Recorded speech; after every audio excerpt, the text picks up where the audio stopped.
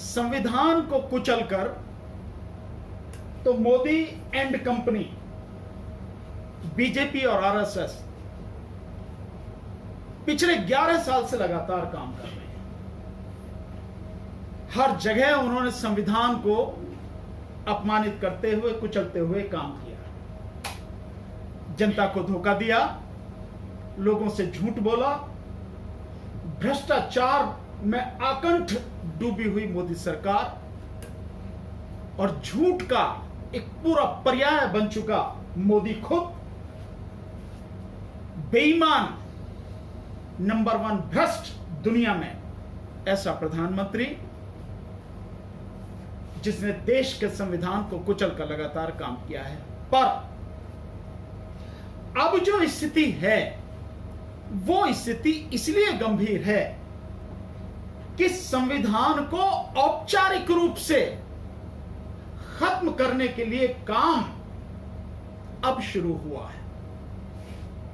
अब तक औपचारिक रूप से काम नहीं था। आप और हम लोग सब सुनते आ रहे थे, बीजेपी के लोग कहते आ रहे थे कि हमें 400 सीट चाहिए संविधान को खत्म करने के लिए। उसके लिए जो बेईमानी कर सकते थे उन्होंने प्रयास भी किया, लेकिन हम लोगों ने जिस तरह से ईवीएम को लेकर हल्ला मचाया और पूरे विपक्ष ने संविधान पर खतरा है और देश के लोगों ने संविधान को बचाने के लिए जो काम किया 2024 में, बीजेपी के विरुद्ध जो जबरदस्त तरीके से वोट दिया, उसकी वजह से वो अपने मंसूबों में कामयाब नहीं हुए। लेकिन अब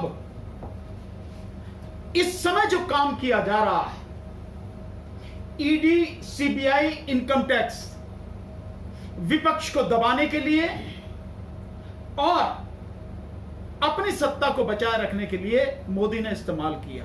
लेकिन अब इलेक्शन कमीशन को जिस तरह से मोदी ने अपना गुलाम बनाकर अखाड़े में उतारा है, इस देश के लोगों की नागरिकता को सिद्ध करने के लिए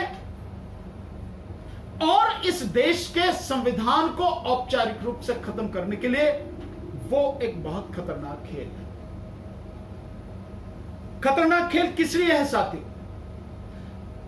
भारत का संविधान जो है, उस संविधान को बदलने के लिए कई प्रावधान हैं। संविधान में संशोधन कुछ साधारण उत्सव हो जाता है बहुमत से, कुछ में 2/3 बहुमत चाहिए और कुछ में जो उपस्थित सदस्य हैं उनका बहुमत प्लस 2/3 बहुमत और साथ में आधे से अधिक राज्यों की सहमति चाहिए।